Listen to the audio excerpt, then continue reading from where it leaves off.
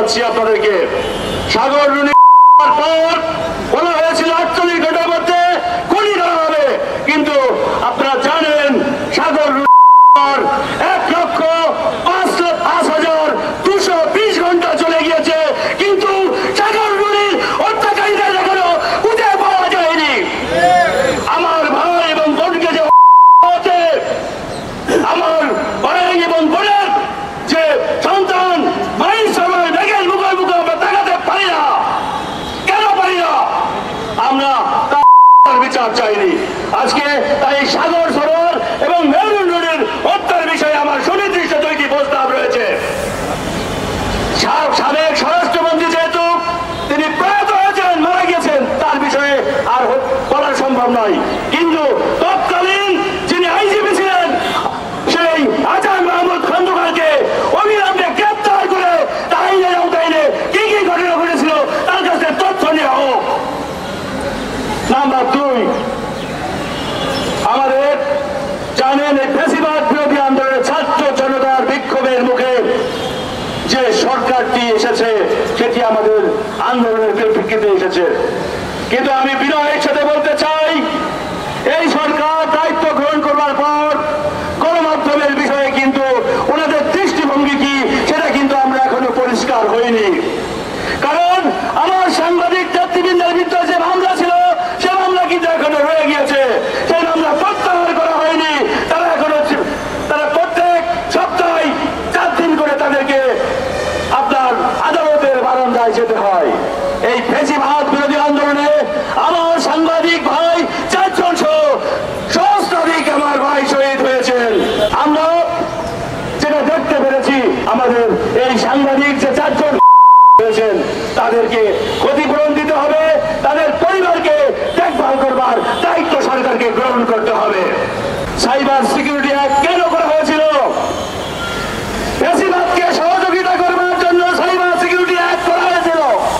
কারণ কি? যে আপনারা জানেন যে অনুসন্ধানী সাংবাদিকতাকে রক্ষা করবার জন্য এই সাইবার সিকিউরিটি অ্যাক্ট প্রণয়ন করা হয়েছিল। আমরা অবিলম্বে এই সাইবার সিকিউরিটি অ্যাক্ট সাংবাদিকদের বিরুদ্ধে যায় সকল কারাগারণ বাতিলের দাবি জানাচ্ছি। বন্ধুরা আমার, আপনারা জানেন আমি খুব দুঃখের সাথে বলছি, আমি ঢাকা বিশ্ববিদ্যালয়ের ছাত্র ছিলাম। আমি আজকে দীর্ঘ 25 বছর সাংবাদিকতা করি। সেই জায়গা থেকে একজন প্রফেশনাল সাংবাদিক হিসেবে বলতে চাই, আমার দেশের মতো সাংবাদিক বন্ধুরা এখানে উপস্থিত রয়েছেন, তারা স্মরণ করুন ওই প্রধানমন্ত্রীর কার্যালয়ে আমাদের তথাকথিত সেই সিনিয়র সাংবাদিকরা গিয়ে যে তেল সম্মেলনে হাজির হতেন। আমরা এই তেল সম্মেলন আর কোন সংবাদ সম্মেলনে দেখতে চাই না। আমাদের সাংবাদিকদের পেশাগত মর্যাদা সমুন্নত রাখতে হবে, কারণ সমুন্নত না রাখলে আমরা সাংবাদিকরা যদি ভুল করি তাহলে জাতি একটি ভুল থেকে দাবিত হবে, আমরা সেই দাবিত হতে দিতে চাই না। বন্ধুরা আমার শেষ বক্তব্য, আমাদের অতি সম্প্রতি লক্ষ্য করেছেন যে 16 বছর 6 মাস 28 দিন এই ফ্যাসিবাদ বাংলাদেশের বুকে জগত্তর পাথরের মতো ছিল। তখন যারা এই স্বৈরাচারের দোষর এই সাংবাদিকরা ছিলেন তারা কিন্তু দেখেছেন কি করেছে।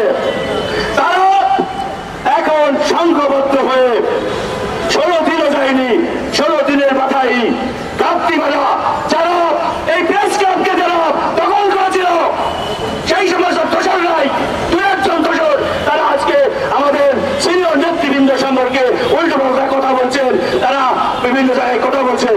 আমি বলতে চাই যে এই স্বৈরাচারের দোষর হিসেবে যে দালাল সাংবাদিক ছিলেন তাদেরকে চিহ্নিত করতে হবে এবং তাদের আমাদের এই সমাজ থেকে প্রত্যাঘাত করতে হবে। প্রত্যাঘাতের মাধ্যমে তাদেরকে উৎখাত করতে হবে, না হলে আমরা সঠিক পথে চলতে পারবো না।